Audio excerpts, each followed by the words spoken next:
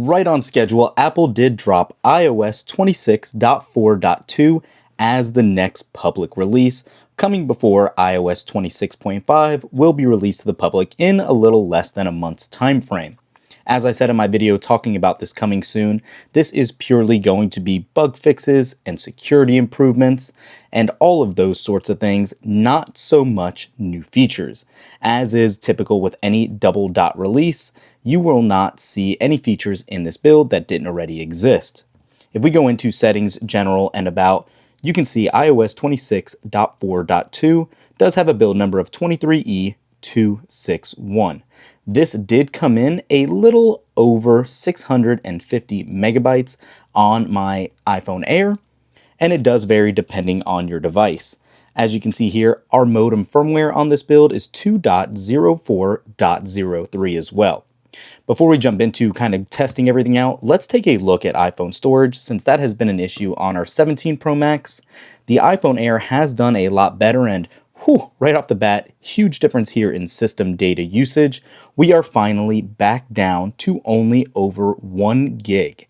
On my 17 Pro Max, we're over 20 gigs here, and that is insane, especially for people on older iPhones or just smaller storage variants. So having this come down is always going to be a good thing. But iOS as a whole, as you can see here, is somewhat extended now. Now we're looking at a total size of 26.22 gigs, with iOS itself being 14.01 and Apple Intelligence at 12.21 gigs. What's interesting here is Apple Intelligence is 2 gigs larger on my iPhone Air now than it is on my 17 Pro Max. On my 17 Pro Max, we're only at about 10 gigs, so that's kind of interesting. But also, don't expect that to mean very much, because if we scroll down to Apple Intelligence, as we are aware, there are no changes in here, since obviously, again, we know from 26.5, still not having any new updates on Siri. So a little disappointing there, but I just wanted to let you guys know that.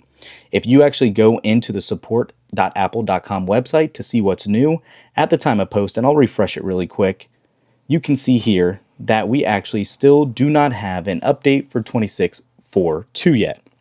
I do assume this to be posted somewhat soon.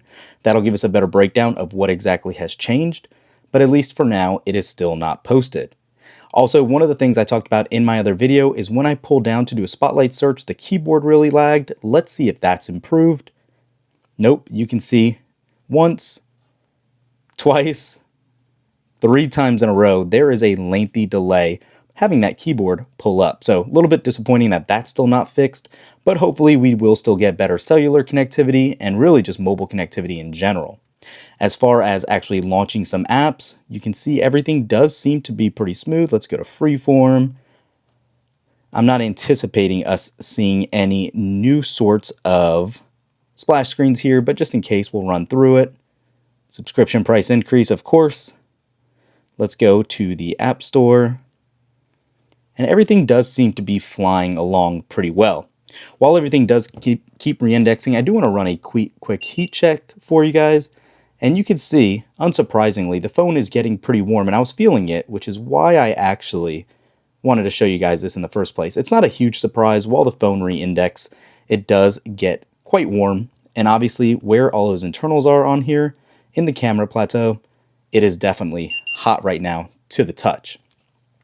One thing that we did talk about also in that Here's What's Coming video for 26.4.2 is the keyboard. So we've been running these tests for weeks now, honestly, and I gotta say, the keyboard was so much better after Apple announced it has fixed it, but then has kind of taken a step back where the predictive text line, as you can see here, wouldn't show up, or it just really would give a lot more grammatical errors. Let's go ahead and test this really quick. We'll start with voice.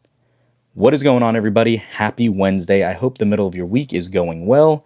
What are your plans for the weekend?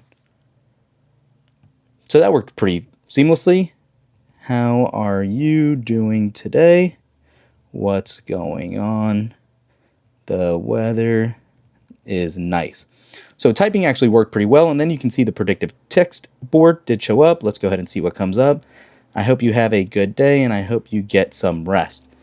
That is actually pretty good. It stayed, and it did pull in pretty accurately. So maybe the keyboard will be fixed on this build as well. We'll have to wait to see. It's obviously a little still early for that, but hopefully in the next 2 days, we'll be able to tell. Make sure to subscribe to the channel when that 48-hour review video does go live. As far as what's next, iOS 26.5 is going to be dropping within the next month or so. We are already on beta 3 that came out on Monday.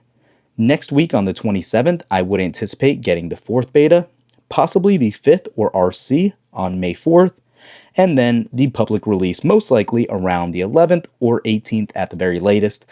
I'm going to put my money on, and I think the 11th is going to be more likely the date that comes out. So again, 26.5 is unfortunately another beta security update. No new features really in there. RCS end-to-end encryption is still being tested. You will get ads in Apple Maps. No reason to rush that out the door, Apple. Keep working on it. We don't want any more ads than we need. But other than that, short, sweet video for you guys today. That's really what to expect with 26.4.2. Let me know in the comments below how it is working for you, or if you're having any issues and what device you're using. Thanks for watching. We'll catch you in the next one. Peace.